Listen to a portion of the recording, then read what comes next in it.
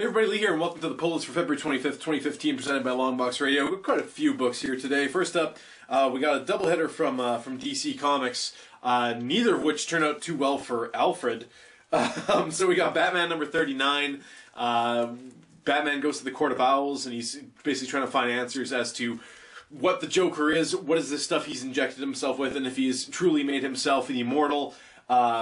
I won't spoil much after that, but the plan is at this point that Batman has to get close enough to this Joker to inject a needle into his spine, withdraw whatever's in there, and make some kind of antidote, as it were, to fix the situation. So, kind of cool stuff, honestly. Kind of is overshadowing Batman Eternal now at the moment as the better Batman book by Scott Snyder, anyways. So Batman Eternal number 47, we have all of Batman's Rogues Gallery basically getting a blank check to level up, as it's described in this book, and kind of just take over Gotham at that point.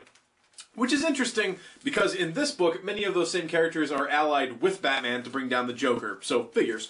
Anyway, so as you can see there, not a good time for Alfred on the cover, as Hush finds a way to escape his cell and basically just wreak havoc in the Batcave, as it were. So, bad times. Bad times for the Batcave, bad times for Alfred in both of those books. Things are not going well for poor old Batman.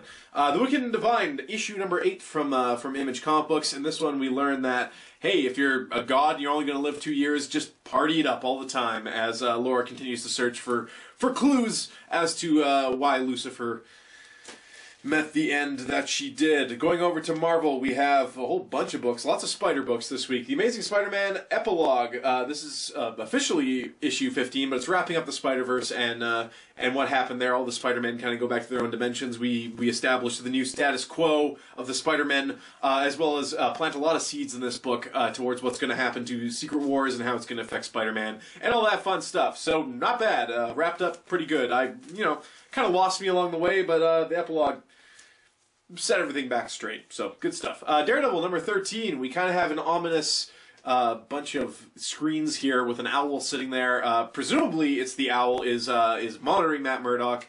Is somehow in bed with the Shroud, who says up front that he's on Matt Murdock's side, but we'll see.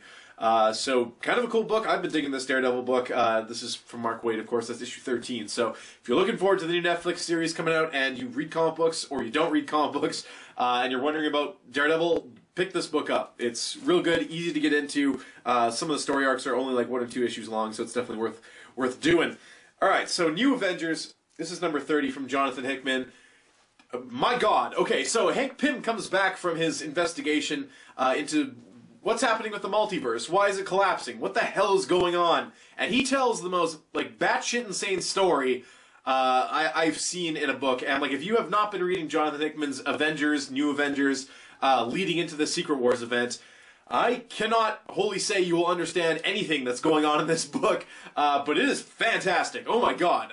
What is described in this, the scale that they're trying to get across in this book as to what's happening in the multiverse, why it's collapsing, and what's next is absolutely baffling, I think is the only word I can use to describe it. So, damn. Good stuff. If you're reading this book, you know what I'm talking about. If not, there's a free digital code. Check it out for yourself. Try to make sense of it. Good times. Then finally, 2 Spider books. We got Spider-Gwen. I couldn't help myself. Couldn't get the Adam Hughes variant. Not that I wanted to pay the money for it. But this is number 1. It's from Latour. Not too familiar with the writer's name. There's a free digital code there, so check it out. And that's Gwen Stacy as Spider-Man, Spider-Woman, I guess, or Spider-Gwen in her own universe, as it were, where she is now back. Speaking of Spider-Man, we got Spider-Man 2099. He's finally back in his own time. So now it's time in issue 9 for this book to truly start. So I'm looking forward to it. That is it for the books this week. We have tons of free digital codes. We have 5 different books, I think. I'm going to post them all at the end of the episode, so look for those. That's Amazing Spider-Man, Daredevil, New Avengers, Spider-Gwen, and Spider-Man 2099. We'll talk to you all again next week. Happy reading until then.